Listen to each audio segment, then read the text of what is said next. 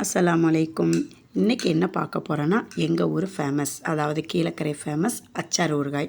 அதை எப்படி செய்யலாங்கிறதை இப்போ பார்க்கலாம். இது செய்ய வெறும் காய்கறிகள் மட்டும்தான் தேவை. அது என்னென்ன காய்கறிகள்ங்கிறத இப்போ நான் காட்டுறேன். அச்சார் ஊறுகாய்க்கு எப்போவுமே கொத்தவரங்காய் அதிகமாக தான் சேர்க்கணும். ஒரு 150 கிராம் இருக்கும். ஒரு பெரிய சைஸ் தக்காளி, 5 வெண்டைக்காய், 5 பீன்ஸ், 4 கோழி அவரைக்காய். சின்ன சைஸ் மாங்காயாக இருந்தால் 1 சேர்த்துக்கிறோம். பெரிய சைஸ்னால் பாதி போதும்.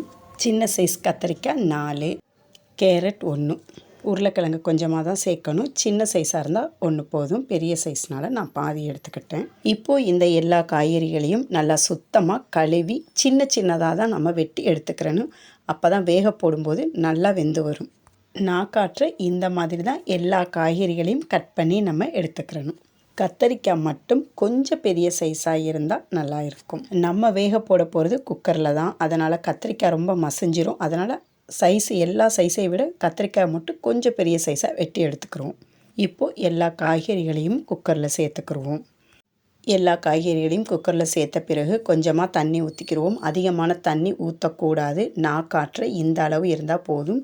ஒரு டீ டம்ளர் அந்த அளவு தண்ணி ஊற்றினா போதும். காய்கறியிலேயே நம்மளுக்கு தண்ணி சத்து இருக்கும். அதனால் சீக்கிரம் வெந்துடும். கொஞ்சமாக கல் உப்பு சேர்த்துக்கிடுவோம். இதுக்கு மிளகாய்த்தூள் மட்டும்தான் நம்ம சேர்க்க போகிறோம். அது மட்டும்தான் இதோடைய மசாலா. 2 ஸ்பூன் அளவு மிளகாய்த்தூள் நான் சேர்த்துக்கிட்டேன். இப்போது இது எல்லாத்தையும் ஒரு கரண்டியை வச்சு நல்லா மிக்ஸ் பண்ணி எடுத்துக்கிடுவோம். கொஞ்சமாக நம்ம புளியை ஊற போட்டு அதை கரைச்சி நல்லா வடிகட்டி எடுத்து வச்சுக்கிடுவோம். இப்போது இந்த காய்கறி கூட இந்த புளி தண்ணியை சேர்த்து இப்போ குக்கரை மூடி போட்டு மூடிடுவோம். 4 விசில் வர்ற வரைக்கும் வெயிட் பண்ணுவோம். 4 விசில் வந்ததுக்கப்புறம் ஸ்டவ் ஆஃப் பண்ணிடுவோம். ப்ரெஷரை ரிலீஸ் பண்ண வேண்டாம், அப்படியே இருக்கட்டும். ப்ரெஷர் போனதுக்கப்புறம் இப்போ நம்ம ஓப்பன் பண்ணி பார்த்தா இந்த மாதிரி இருக்கும். கொஞ்சம் தண்ணியாக இருக்கிற மாதிரி இருக்கும். ஆனால் நம்ம கொஞ்சம் தான் தண்ணி ஊற்றணும். அந்த காய்கறி தண்ணி எல்லாம் சேர்ந்து இப்படி காட்டும். ஆனால் இது தண்ணியாக இருக்காது. நேரம் போக போக நம்ம இந்த மாதிரி கிண்டணும். கிண்டினா தான் நல்லா மசிஞ்சு வரும். காய்கறிகள் முழுசாக இருந்தால் நல்லா இருக்காது. கொஞ்சம் அச்சாருக்கு மசிஞ்சு இருந்தால் தான் நல்லாயிருக்கும்.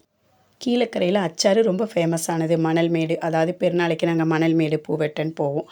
அங்கே இது தான் விற்பாங்க. கீழக்கரையுடைய ட்ரெடிஷ்னல் ஸ்நாக்ஸ்னால் இந்த அச்சாறு தான். இப்போ இதோடைய மெயினாக தாளிப்பு தான். இந்த தாளிப்புக்கு கொஞ்சமாக எண்ணெய், கடுகு, கருவேப்பிலை, காஞ்ச மிளகாய், இதை எல்லாத்தையும் நல்லா தாளித்து இப்போ இந்த அச்சாரை இது கூட நம்ம சேர்த்துக்கிடுவோம். வீட்டுக்கு வர்றவங்க கிட்ட அச்சார் சாப்பிட்றீங்களான்னு கேட்டால் யாருமே வேணான்னு சொல்ல மாட்டாங்க. அந்தளவுக்கு இது எல்லாருக்குமே ரொம்ப பிடிக்கும். இந்த அச்சார் ஊறுகாயை நம்ம ஸ்டோர் பண்ணி வச்சு சாப்பிட முடியாது. அப்போவே செஞ்சு அப்போவே சாப்பிட்றணும். நீங்களும் ட்ரை பண்ணி பாருங்கள். கண்டிப்பாக உங்களுக்கும் பிடிக்கும். தேங்க்ஸ் ஃபார் வாட்சிங்.